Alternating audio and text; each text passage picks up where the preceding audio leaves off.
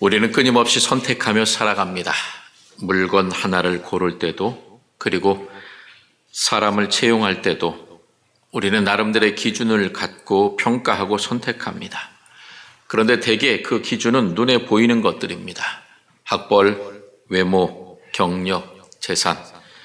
그러다 보니 사람들은 눈에 보이는 그 조건을 채우기 위해 스펙을 쌓으려고 노력합니다.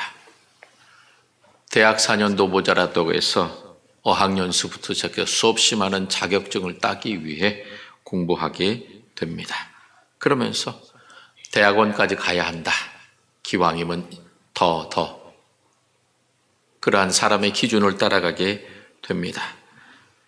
그러다 보니 얼마 전 뉴스에서 유치원에서 고시, 즉 시험 보지 말라고 하는 그런 법령까지 내렸다고 합니다. 유치원에 들어가기 위해서 그 어린아이들이 시험을 보고 들어간다는 세상입니다.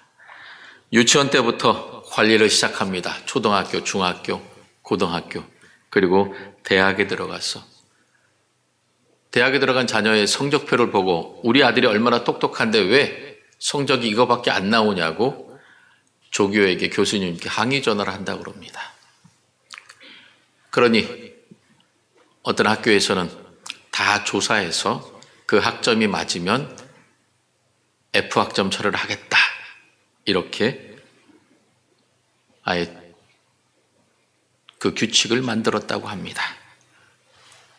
왜 계속해서 사람들에게 이러한 일들이 벌어지게 되었을까요?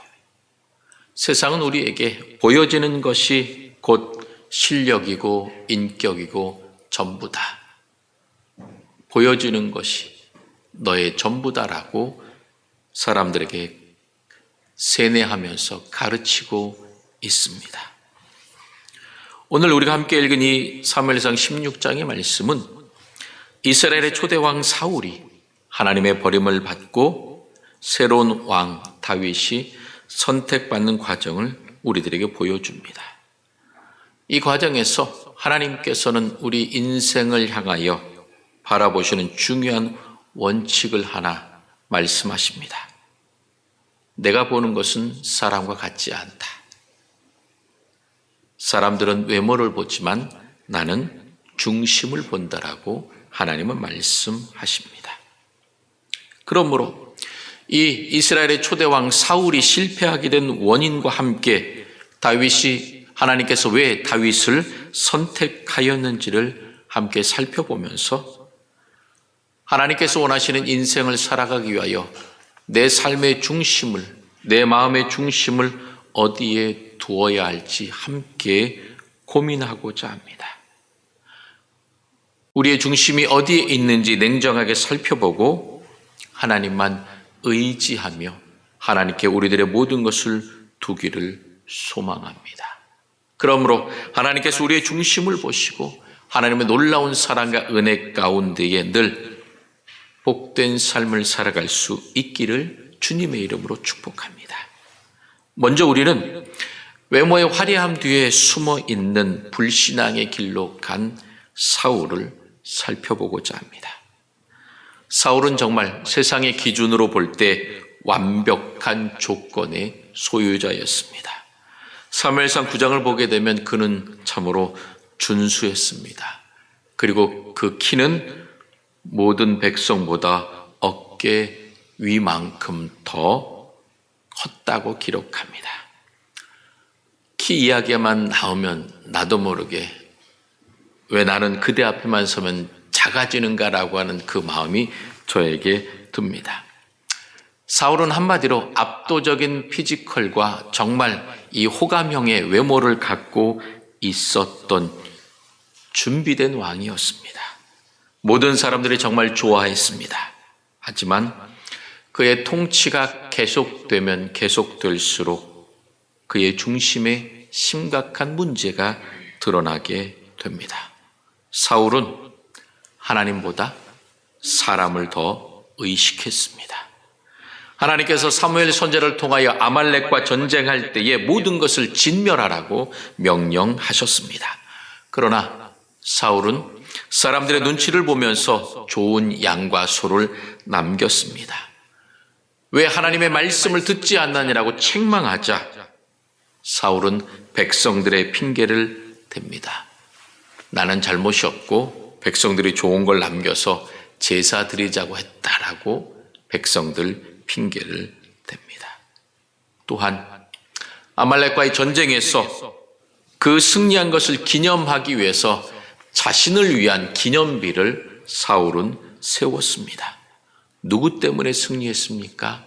하나님께서 승리를 주셨는데 승리의 영광을 하나님께 돌리지 않고 자신에게 돌렸던 것입니다.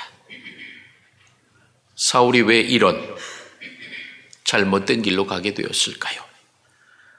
처음에는 하나님을 의지하다가 사울은 점점 자기 힘을 의지하기 시작합니다. 내가 힘이 있으니까, 내가 사람들에게 좋은 평가를 받고 있으니까 자기 마음대로 행했습니다. 위기에 처했을 때 하나님께 의지하고 기도하기보다는 군사력과 백성들의 여론을 더 중요하게 생각했습니다. 연약했던 자신을 왕으로 세워주셨던 그 하나님의 놀라운 손길을 점점 잊어버리고 사람을 의식하면서 사람의 힘을 내세우기 시작했습니다. 그래서 겉으로는 사울이 참으로 화려한 왕의 옷을 입고 있었지만 그의 속사람은 점점 텅텅 비어갔습니다. 하나님이 계시지 않고 사람의 눈과 사람의 생각으로 그 속을 가득 채우기 시작했던 것입니다. 그래서 하나님께서는 더 이상 참다 못해 사울을 왕에서 끌어내리기로 결심하셨습니다. 그래서 사무엘에게 이제 그 뿔에 기름을 담아가지고 이새의 집으로 내려가라고 말씀하십니다.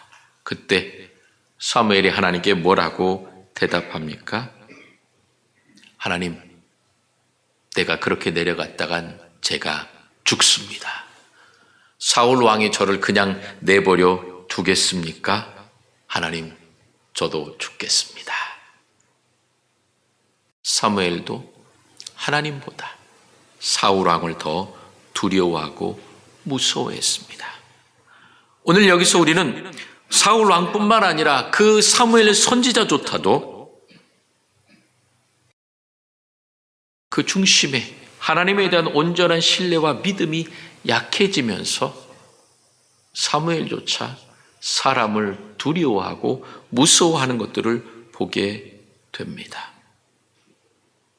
여러분, 우리도 우리 중심에 하나님에 대한 의지와 하나님에 대한 사랑이 점점 약해지면 우리도 사람의 힘을 의지할 수밖에 없다라는 것입니다.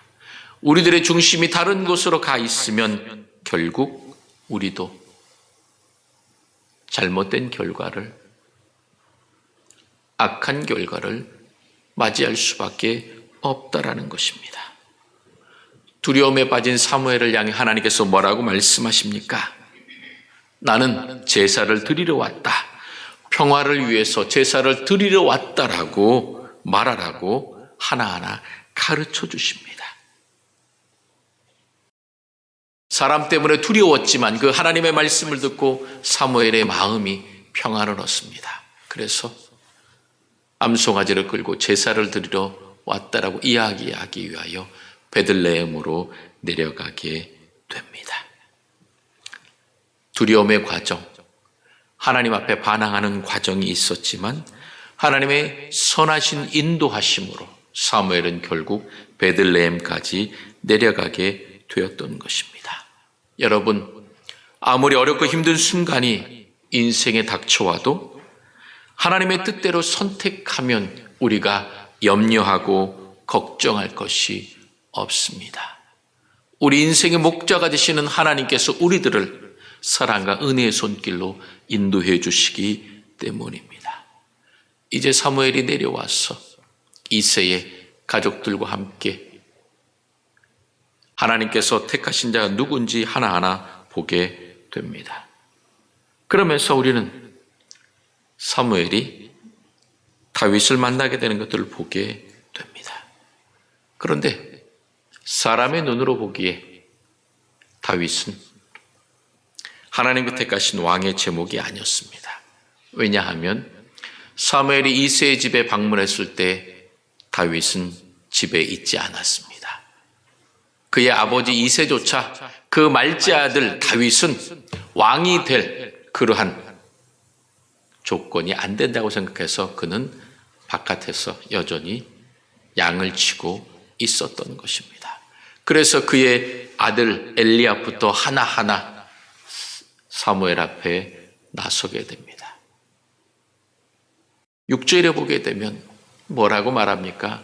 사무엘이 엘리압을 보고서 여호와의 기름 부으실 자가 과연 주님 앞에 있습니다 라고, 보기에 너무 좋다라고 사무엘은 이야기합니다. 그러나 하나님은 말씀하십니다. 나는 외모를 보는 것이 아니라 중심을 본다라고 말씀하시면서 결국 다윗을 불러오게 됩니다. 그렇다면 다윗에게 과연 어떤 점이 있었기 때문에, 그의 중심에 무엇이 있었기 때문에 하나님께서 다윗을 불러오셨을까요? 다윗에게는 성실함과 책임감이 있었습니다. 그가 목동으로 양을 칠 때에 사자나 곰이 양 새끼를 물어가면 끝까지 쫓아가서 구해냈습니다. 그의 책임감이 참으로 탁월했습니다. 그 책임감, 최선을 다하는 모습을 보면서 하나님께서는 장차 이스라엘 백성들을 돌볼 목자의 심정을 그 다윗에게서 보셨던 것입니다. 그래서 시편 78편 70절부터 72절까지 이렇게 말씀합니다. 다윗을 양의 우리에서 취하시며 야곱과 이스라엘을 기르게 하셨는데 그가 그들을 자기 마음의 완전함으로 기르고 그의 손의 능숙함으로 그들을 지도하였다라고 증거합니다.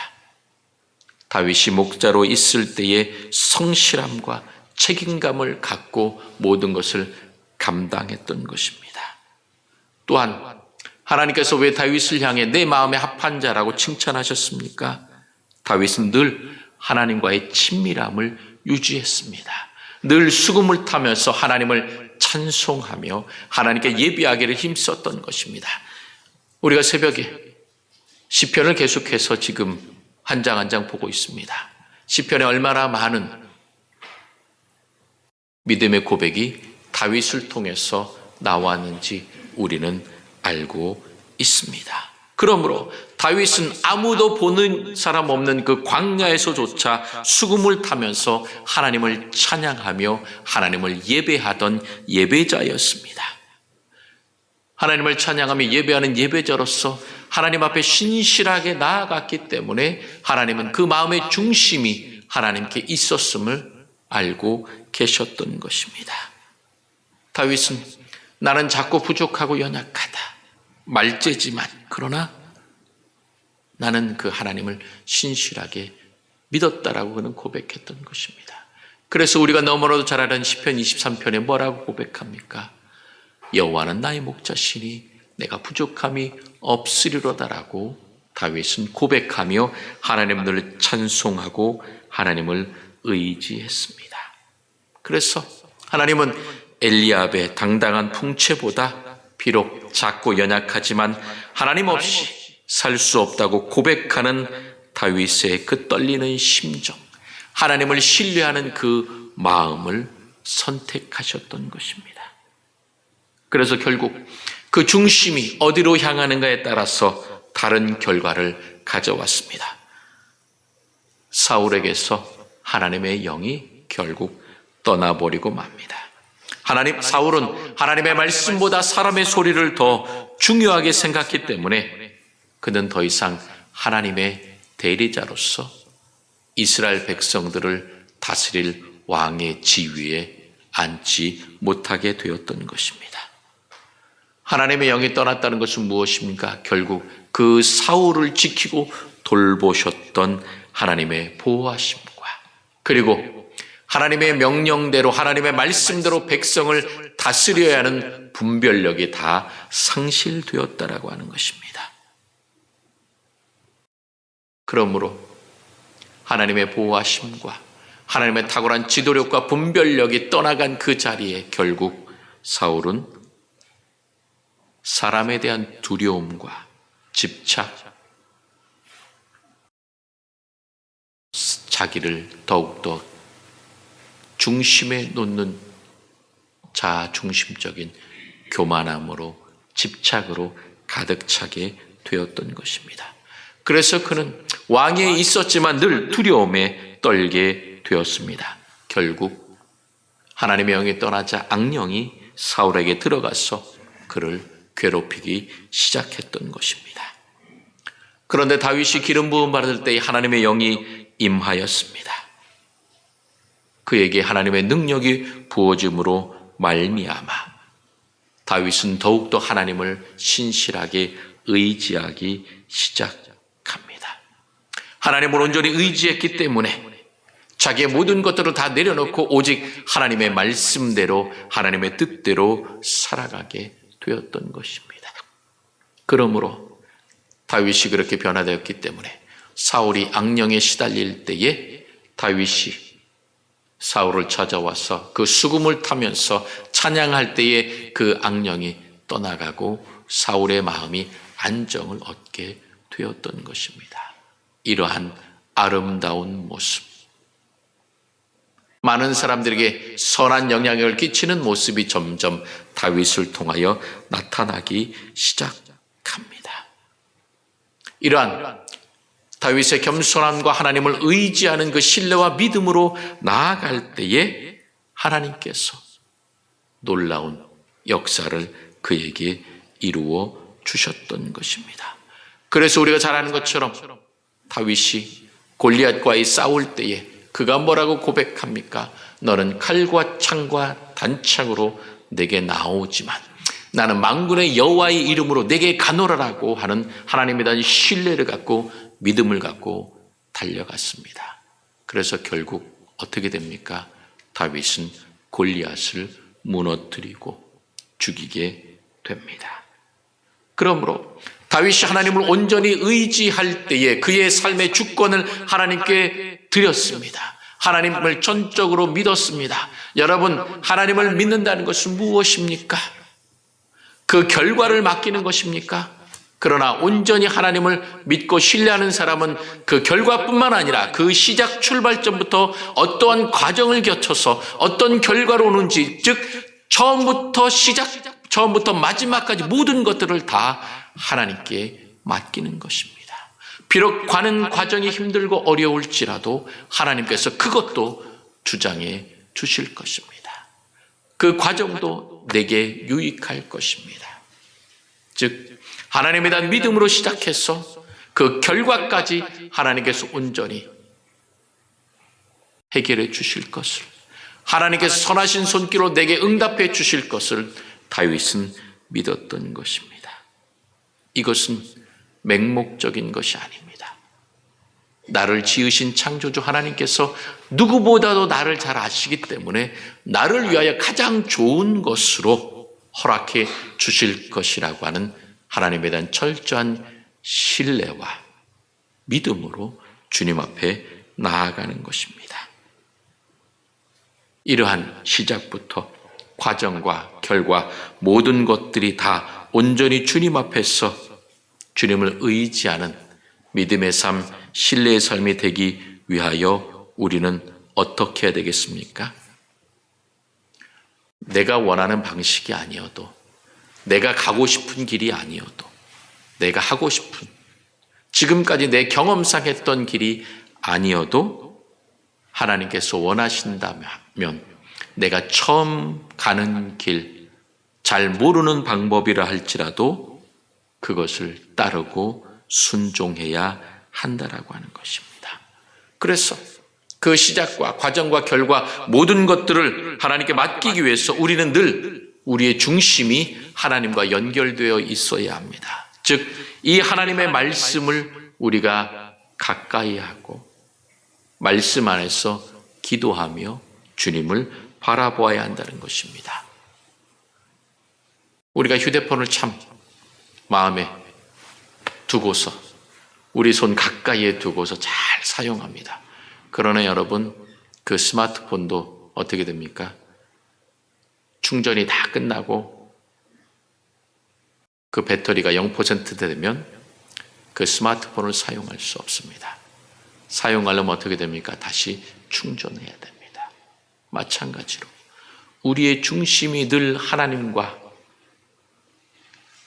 접속되어 있어야 합니다.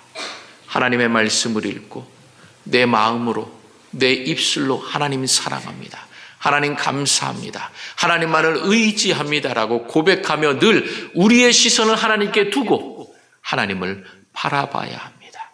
그럴 때에 우리의 모든 시작과 과정과 결과를 하나님께서 어떻게 이루어 가시는지 우리는 깨달을 수 있습니다. 일이 잘 되면 내가 잘해서, 내가 잘나서 잘 되는 줄 우리는 너무나도 쉽게 착각합니다. 그러므로 여러분, 언제나 우리 마음의 중심을 하나님께 두십시오. 말씀을 가까이 하고 한마디 한마디 하나님께 기도로, 간구로 나아가야 할 것입니다. 그럴 때에 하나님께서 놀라운 결과로, 승리로 함께해 주실 것입니다. 그러면서 또한 우리가 하나님을 온전히 의지하며 내 마음에 하나님을 중심으로 두고 살아간다고 할 때 우리가 기억해야 될 것은 기다림입니다. 하나님께서 역사하시는 것들을 우리는 기다리며 인내해야 합니다. 내가 하고 싶은 방법, 내가 원하는 시간이 아니더라도 주께서 이루실 것을 믿고 기다려야 합니다. 여러분, 다윗이 기름 부음을 받은 후에, 그리고 골리앗을 물리치고 난 이후에 그가 왕위에 스스로 올라서고자 그는 욕심을 내지 않았습니다. 철저하게 하나님의 때를 기다렸습니다. 사람들이, 사울이 다윗을 쫓아오며 그 사울을 죽일 수 있는 여러 번의 기회가 있었지만 다윗은 하나님의 기름 부음 받은 자를 내가 어찌 해야겠느냐라고 그는 하나님의 뜻을 기다리면서 참았습니다. 그래서 결국 어떻게 됩니까? 하나님께서 그 사울을, 그 가문과 모든 것들을 다 심판하시고 다윗으로 하여금 왕위에 오르도록 하나님께서 인도하셨던 것입니다. 그러므로 그 하나님께서 다윗을 선하게 보셨던 그의 성실함과 진실함과 하나님을 가까이 하는 그 예배자로서, 기도자로서의 모습이 결국 다윗이 왕위에 올라 이스라엘이 태평성대를 구가하는 아름다운 나라가 되도록 만들었던 것입니다. 여러분, 사울과 다윗 가운데에 나는 어디에 더 가깝습니까? 우리가 세상의 조건에 혹시 눌려서 기죽어 계시지는 않습니까? 아니면 사울처럼 그 외모를 드러나게 하기 위하여 힘쓰다 보니 결국 하나님과의 관계를 외면하고 있지는 않습니까? 내 중심을 어디에 두어야 하는지 우리는 잘 압니다. 그렇다면 아는 것에서 그치지 말고 실천하고 행동해야 합니다. 그러므로 여러분, 사람의 칭찬보다 하나님의 평가에 더 예민해야 됩니다. 내가 하나님 앞에 있습니다. 종교개혁자들이 그렇게 고백했던 코람데오, 나는 늘 하나님 앞에서 있습니다라고 하는 마음으로, 하나님이 내 앞에 계신데 내가 어찌 다른 곳에 눈을 돌릴 수 있겠느냐라고 여러분 생각하시며 살아가십시오. 그리고 또한 보이지 않는 곳에서의 예배, 보이지 않는 곳에서의 성실함으로 여러분 살아가십시오. 교회에서 예배를 드리고 또한 교회에서 보이는 그 모습이 아니라 내가 가정에서, 직장에서, 그리고 수없이 만나는 사람들과의 관계 속에서 내 모습이 어떠한가? 하나님께서 내 모습을 보시기 어떠한가? 여러분 늘 돌아보십시오. 사람이 보지 않는 그곳에서 하나님을 찬양하고 하나님의 중심을 생각하는 말과 행동을 하는 것, 그것을 하나님은 원하십니다. 그러므로 우리는 매일 하나님, 나는 하나님과 함께 걸어갑니다. 나는 하나님의 뜻대로 살겠습니다. 이렇게 고백하며 우리가 살아가야 할 것입니다. 이러한 고백을 드리며 살아갈 때에 하나님께서는 우리에게 다윗과 같이 하나님의 선하신 때에 가장 좋은 곳으로 응답해 주셔서 성군 다윗으로 삼아 주셨던 놀라운 응답을 허락해 주실 것입니다. 아니, 다윗과 같은 그런 놀라운 엄청난 결과를 내가 얻지 못한다 하여도 그러나 내 중심이 하나님께 가 있으면 결국 내 마지막 끝에 하나님 나라에 갔을 때에 하나님께서 나를 받아주시고 잘하였도다 착하고 충성된 종아, 내 사랑하는 아들아 딸아 수고했다. 내가 너를 바라보면서 내가 너무너무 기쁘고 행복했다라고 여러분을 맞아주시고 칭찬해 주실 것입니다.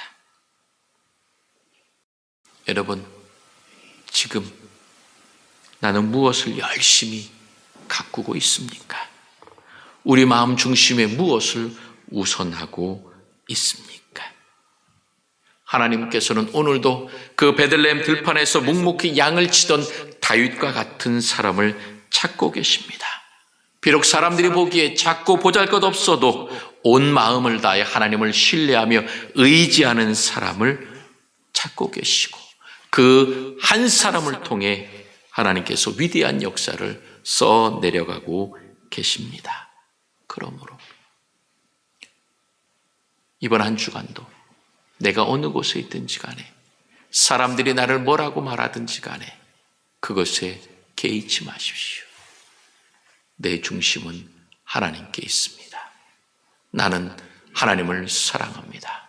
하나님의 뜻대로 살아가겠습니다라고 고백하며 주님 앞에 나아갈 때에 하나님께서 말씀으로 성령으로 우리를 도와주시고 하나님의 뜻대로 분별하도록 인도하셔서 우리를 통하여 하나님께서 영광받아 주시고 우리를 통하여 생명구원의 역사와 승리의 일들을 하나하나 베풀어 주실 것입니다. 오늘도 그리고 이번 한 주간 우리들의 평생에 나의 중심을 하나님께 두고 온전히 주님을 의지하며 살아가는 우리 모든 성도들 다 되시기를 주님의 이름으로 축원합니다.